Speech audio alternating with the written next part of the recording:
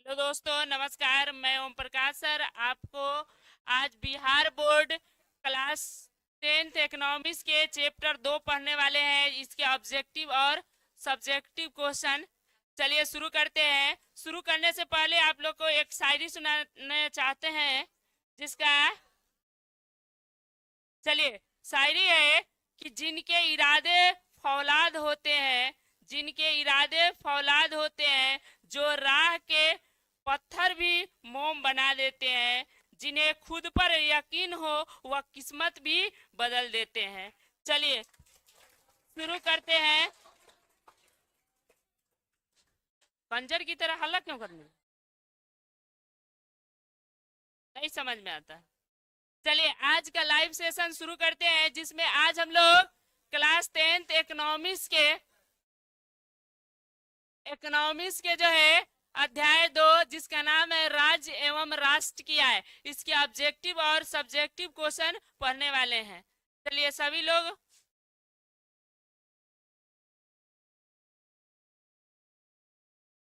Live में जुड़ जाइए और शुरू करते हैं। चलिए पहला क्वेश्चन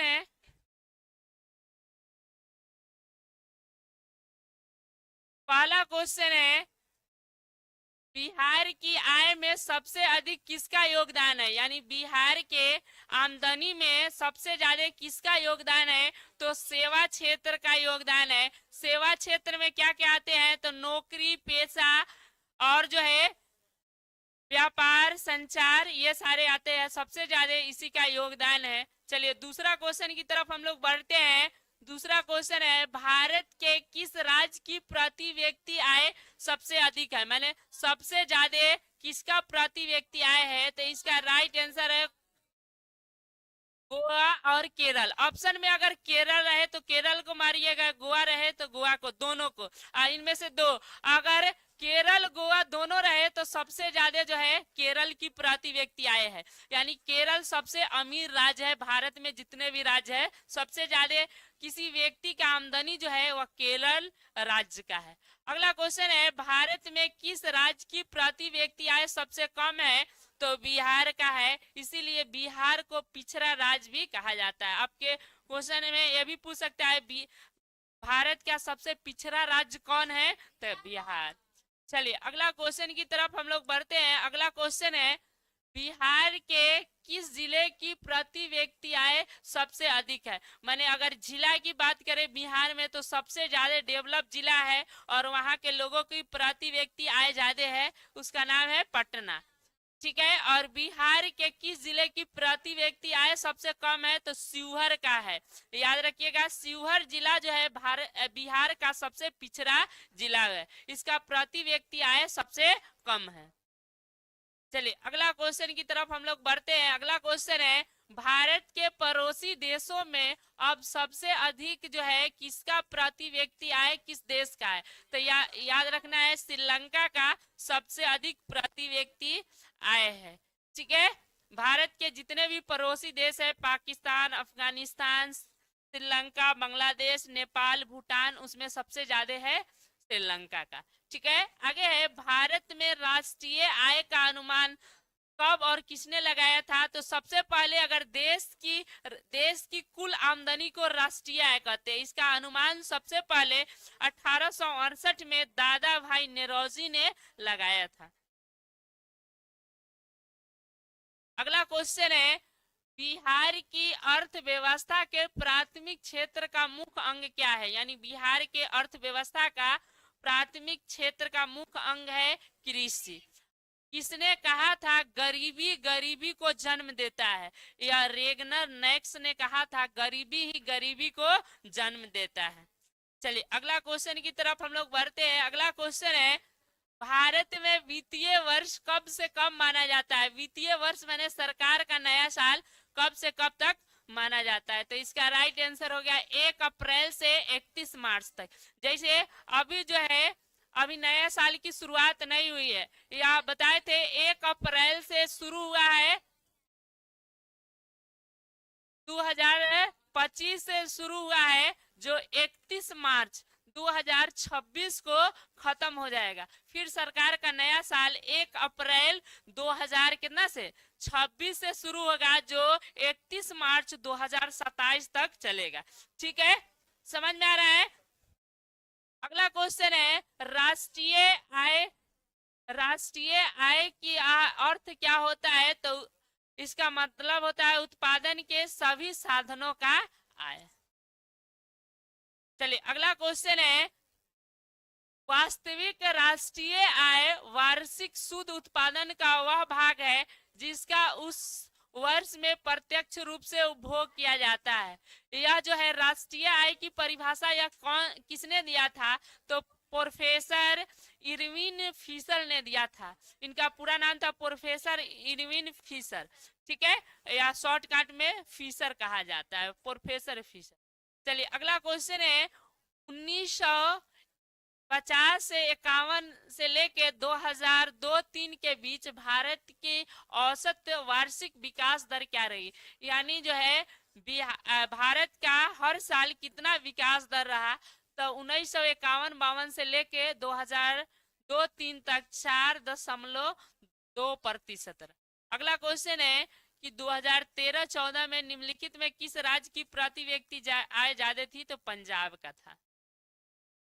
अगला क्वेश्चन है बिहार के किस जिले की प्रति व्यक्ति आय 12-13 में सबसे अधिक रहा? तो पटना का। पटना का हमेशा प्रति व्यक्ति आय हर साल जो है ज्यादा रहता है, सबसे कम रहता है शिवहर। ठीक है, चलिए इतना ही ऑब्जेक्टिव क्वेश्चन था। अब हम लोग लघु उत्तरीय पढ़ने वाले हैं। ऑब्जेक्टिव कल हम ऑफलाइन में पढ़ाए भी थे। ठीक है, आज पहला क्वेश्चन है लघु उत्तरीय में राष्ट्रीय आय की परिभाषा प्रोफेसर अल्फ्रेड मार्शल के अनुसार बताए। देखिए राष्ट्रीय आय की परिभाषा 3 व्यक्तियों ने दिया है। परीक्षा में अगर नाम देगा तो उनके नाम के अनुसार लिखिएगा, अगर नाम नहीं देगा तो किसी एक का परिभाषा लिख दीजिएगा। राष्ट्रीय आय की परिभाषा सीधे दिया रहेगा, बताइए तो लिख दीजिएगा। ऐसे हमेशा नाम नहीं देता है, किसी एक के अनुसार राष्ट्रीय आय की परिभाषा जो है लिख दीजिएगा। ऐसे आपके बुक में 3 आदमी ने दिया है अलग अलग राष्ट्रीय आय की परिभाषा। सबसे पहला व्यक्ति दिए हैं जिनका नाम है प्रोफेसर अल्फ्रेड मार्शल।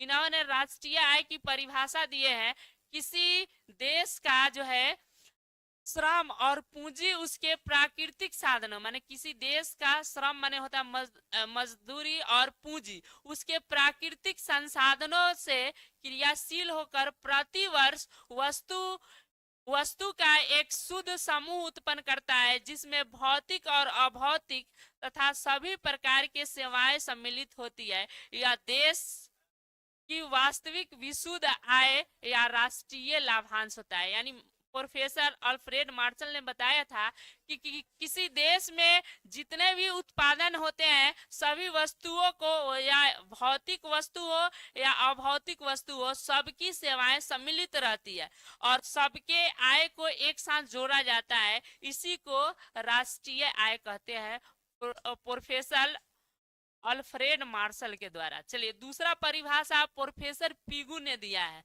राष्ट्रीय आय की दूसरा परिभाषा प्रोफेसर पिगू ने दिया है। इनका पूरा नाम था प्रोफेसर एसी पिगू। के अनुसार इन्होंने बताया था राष्ट्रीय लाभांश यानी राष्ट्रीय आय किसी समाज की वास्तविक आय का वह भाग है जिसमें विदेश से प्राप्त आय भी सम्मिलित होते हैं, जिसको मुद्रा के रूप में मापा जा सकता है। यानी प्रोफेसर पिगू ने बताया था कि राष्ट्रीय लाभांश वह होता है जिसमें विदेश में अगर कोई इंडिया के आदमी विदेश में काम करता है तो उसके भी आय को सम्मिलित किया जाता है। यह प्रोफेसर पिगू ने बताया था, जिसको मुद्रा के रूप में मापा जा सकता है। तीसरा परिभाषा दिए थे जिसका नाम है प्रोफेसर फिशर। राष्ट्रीय आय की परिभाषा प्रोफेसर फिशर के अनुसार बताइए। इनका पूरा नाम था प्रोफेसर इरविन फिशर। इन्होंने बताया था वास्तविक राष्ट्रीय आय वार्षिक उत्पादन का वह भाग है या रूप है जिसका उस वर्ष में प्रत्यक्ष रूप से उपभोग किया जाता है। यानी इन्होंने बताया था राष्ट्रीय लाभांश वह होता है जिसमें जिस साल वह पूरा राष्ट्रीय आय वसूला जाए और उसका उस साल में उपयोग किया जाए। जैसे अभी 2025-26 का राष्ट्रीय आय वसूला जाएगा, माने एक साल में कितना देश में आमदनी हुई। अगर मानते हैं कि लगभग अगर 1200 करोड़ रुपया वसूला गया इस साल टैक्स के रूप में, तो 1200 करोड़ में जो यहाँ का वित्त मंत्री होगा, देश का वित्त मंत्री, अभी निर्मला सीतारमण है देश का वित्त मंत्री, ठीक है, तो उसका क्या काम है कि 1200 करोड़ रुपए का हर एक अलग अलग क्षेत्र में बांट देना। जैसे इस साल शिक्षा पर 500 करोड़ रुपया खर्च, स्वास्थ्य पर 200 करोड़ रुपया खर्च, इसी तरह जो है हर एक अलग अलग क्षेत्र का बांट दिया जाता है। तो यही बताए थे प्रोफेसर फिशर कि जितना राष्ट्रीय आय वसूला जाता है उसका उस साल में खर्च किया जाता है। ठीक है, चलिए यह 3 आदमी राष्ट्रीय आय की परिभाषा बताए थे। चलिए अगला क्वेश्चन की तरफ हम लोग बढ़ते हैं। आय का चक्रीय प्रवाह क्या है? उत्पादक और उद्योग से आय का प्रवाह उस साधन के भुगतान के रूप में परिवारों के पास जाता है, फिर वह परिवार से उत्पादक उद्योग में चला जाता है। आय का यह प्रवाह जो है निरंतर जारी रहता है, इसे आय का चक्रीय प्रवाह कहते हैं। जैसे कंपनी है, इसका सामान हम लोग खरीदे, कंपनी का जो है कोई भी व्यक्ति सामान खरीदता है, यानी ग्राहक के पास वह चला जाता है और फिर उसमें से जो उपयोग करने लायक है वो बच गया, जो उससे कचरा, जो उसका अपशिष्ट पदार्थ हुआ, फिर जैसे कागज का उत्पादन हुआ, कागज हम लोग के पास आया, काफी पुरान हो गया, तो हम लोग क्या करते हैं, उसको बेच देते, फिर उस कागज को गला के फिर से नया कागज तैयार किया जाता है। यह प्रक्रिया हमेशा चलते रहता है, इसी को बोलते हैं आय का चक्रीय प्रवाह। कोई भी वस्तु में इसी तरह होता है। ठीक है, चलिए अगला क्वेश्चन की तरफ हम लोग बढ़ते हैं। अगला क्वेश्चन है कुल घरेलू उत्पाद, जिसको जीडीपी कहते हैं। ठीक है, यह काफी महत्वपूर्ण है, इसको समझना है, यह काफी बिहार बोर्ड में कई बार पूछा जा चुका है। कुल घरेलू उत्पाद क्या है, यानी जीडीपी क्या है? जीडीपी का मतलब होता है, जी का मतलब होता है ग्रॉस डिमोटिक प्रोडक्ट। ठीक है, ग्रॉस डिमोटिक प्रोडक्ट, यानी हिंदी में कहते हैं कुल घरेलू उत्पाद। कुल घरेलू उत्पाद क्या होता है? तो एक देश की भौगोलिक सीमाओं के अंदर एक लेखा वर्ष में उत्पादित अंतिम वस्तुओं का मूल्य और जो है सेवाओं का मौद्रिक मूल्य कुल घरेलू उत्पाद कहलाता है, यानी ग्रॉस डिमोटिक प्रोडक्ट कहलाता है। इसका मतलब हुआ एक साल के अंदर, देखिए इसको समझना है, जीडीपी, जीडीपी क्या होता है? एक साल के अंदर, एक वर्ष के अंदर जितना यहाँ कंपनी है और जितना उस सेवा उत्पादन करता है या वस्तु उत्पादन करता है, सभी के मौद्रिक मूल्य यानी सभी के मूल्य को एक साथ जोड़ा जाता है, उसी को बोलते हैं कुल घरेलू उत्पाद। इसी से देश का विकास होता है। अगर जीडीपी प्लस में रहे तो उस देश के पास समझा जाता है कि पैसा स्टॉक है जिससे वह कार्य कर सकता है। अगर जीडीपी माइनस में चला जाता है तो वह दूसरे देशों से कर्ज लेके अपने देश का विकास करता है। दूसरे देश कर्ज कौन देता है? तो वर्ल्ड बैंक देता है, जिसको डब्ल्यू भी कहते हैं। वर्ल्ड बैंक यानी विश्व बैंक है, जो अमेरिका में है, वो लोन देता है। चाहे अंतरराष्ट्रीय आईएफएफ, वर्ल्ड बैंक बहुत ज्यादा कर्ज देता है, माने ज्यादा पैसा देता है, और छोटा लोन लेना रहता है उसको WFI कहते हैं, यानी अंतरराष्ट्रीय मुद्रा कोष इसको हिंदी में कहा जाता है। यह लोन देने के लिए दोनों संस्था बना हुआ है। ठीक है, समझ में आ रहा है? ज्यादा कर्ज जो है डब्ल्यू भी देता है, यानी वर्ल्ड बैंक देता है। वर्ल्ड बैंक को विश्व बैंक कहते हैं। ठीक है, अगला क्वेश्चन है कुल राष्ट्रीय उत्पाद क्या है? इसको जीएनपी के नाम से जाना जाता है, यानी जीएनपी का मतलब होता है ग्रॉस नेशनल प्रोडक्ट। ठीक है, अब क्या होता है जीएनपी? जीएनपी किसी भी देश में एक वर्ष के अंदर जिन वस्तुओं और सेवाओं का उत्पादन होता है उसको जो है उसके मौद्रिक मूल्य को कुल राष्ट्रीय उत्पाद कहते हैं। यानी एक किसी भी देश में एक साल के अंदर जो वस्तु और सेवाओं का उत्पादन होता है उसको जो मौद्रिक मूल्य होता है उसी को बोलते हैं राष्ट्र कुल राष्ट्रीय उत्पाद, उसके बाद है शुद्ध राष्ट्रीय उत्पाद।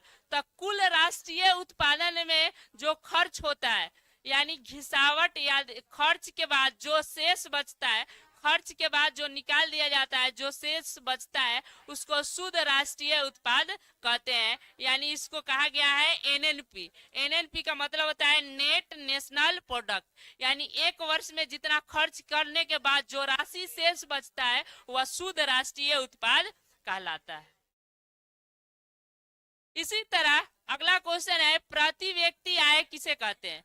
प्रति व्यक्ति आय किसे कहते हैं? प्रति व्यक्ति आय का मतलब हुआ एक आदमी की आमदनी। चलिए समझते हैं इसको।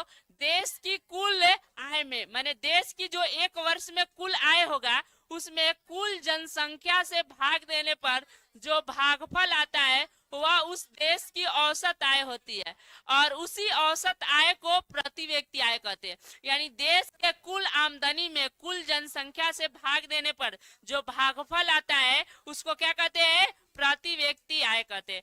यानी प्रति व्यक्ति आय बराबर सूत्र होता है, अगर किसी का प्रति व्यक्ति आय निकालना है, जैसे बिहार का निकालना है, तो इसका सूत्र होता है कुल आय बटा कुल जनसंख्या। कुल जनसंख्या, कुल आय बटा कुल जनसंख्या। ऐसे बिहार का हमको प्रति व्यक्ति आय निकालना है, तो देखेंगे इस साल में कितना आमदनी हुआ। मानते हैं 500 करोड़ हुआ, हाँ तो इससे कम थोड़े होता होगा। समझ में आया बात? हाँ, ये तो बहुत कम नॉर्मल मान, ठीक है। ये सब बहुत करोड़ों में एक साल में आमदनी होता है ना सरकार को, ठीक है। हम अनुमान, तो खाली अगर दारू चालू कर देगा तो 1000 करोड़ यही से आमदनी हो जाएगा कि नहीं? समझ में आ रहा है ना? देखिए यहाँ की जनसंख्या हमारी 12 लाख है, तो इसे भाग देंगे 12 करोड़ है, तो कितना आ जाएगा? 12 पचे 600 करोड़ मानिए, यानी 5 जो है रुपए अनुमान हुआ। इसी तरह अभी आप लोग को बता दिए, तो यानी कुल आय बटा कुल जनसंख्या, यानी जितना आमदनी होगा और जितना जनसंख्या होगा उसे भाग देने पर जो भागफल आएगा इसी को बोलेंगे प्रति व्यक्ति आय।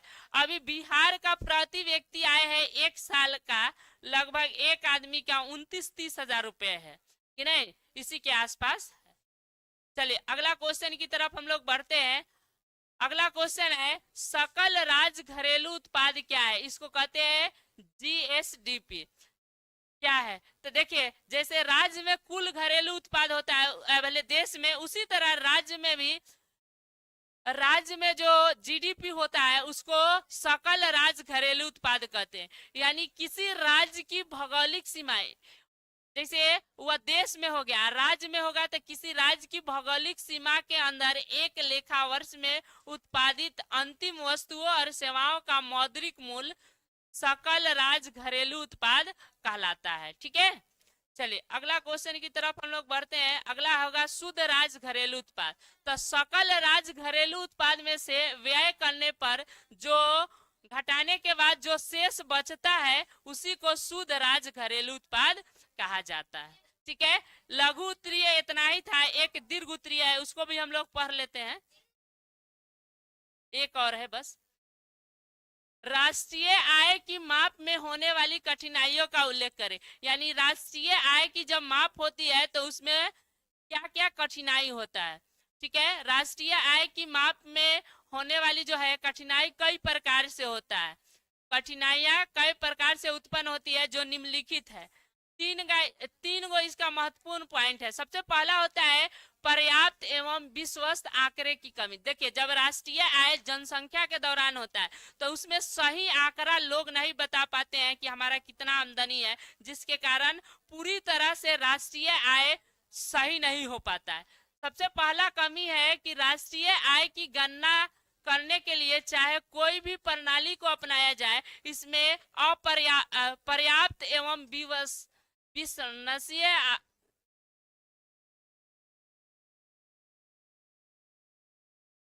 आंकड़े की कमी रहती है, जिसके कारण जो है देखिए आदमी पर्याप्त और विश्वास करने योग्य जो है आंकड़ा नहीं बता पाता है, जिसके कारण अविकसित एवं पिछड़े देश में यह कठिनाई अधिक होती है, यानी लोगों को सही से राष्ट्रीय आय का पता नहीं पता। दूसरा है कि इसमें दोहरी गणना की संभावना होती है, यानी राष्ट्रीय आय की गणना करते समय एक आय को दो बार भी कभी कभी गिन लिया जाता है, यानी दोबारा भी गिन लिया जाता है। तीसरा होता है कि मौद्रिक प्रणाली विनिमय प्रणाली का अभाव, यानी देश में जो उत्पादित बहुत सी वस्तुएं हैं, वस्तुओं का मुद्रा के द्वारा विनिमय नहीं होता है, जिसके कारण वस्तु का उत्पादन स्वयं उपभोग कर लेते हैं या उनका अन्य कारणों से जो है वस्तुओं का अदल बदल कर लिया जाता है। इस कारण से मूल्यांकन करने में कठिनाई होता है। डबल आ गया, ठीक है, मूल्यांकन होता है, यानी जो है राष्ट्रीय आय की माप में कई तरह की कठिनाइयां होती है। लोग आंकड़ा सही से नहीं बता पाते हैं, फिर दोहरी गणना की संभावना रहती है, जिसके कारण राष्ट्रीय आय जो है हमेशा सही नहीं हो पाता है। चलिए फिर मिलेंगे। आप लोग को बता दे कि 2 चैप्टर तक कंप्लीट हो गया, दोनों चैप्टर का आप लोग फेयर कर लीजिएगा। अगले क्लास में हम लोग तीसरा चैप्टर शुरू करेंगे इकोनॉमिक्स का, ठीक है।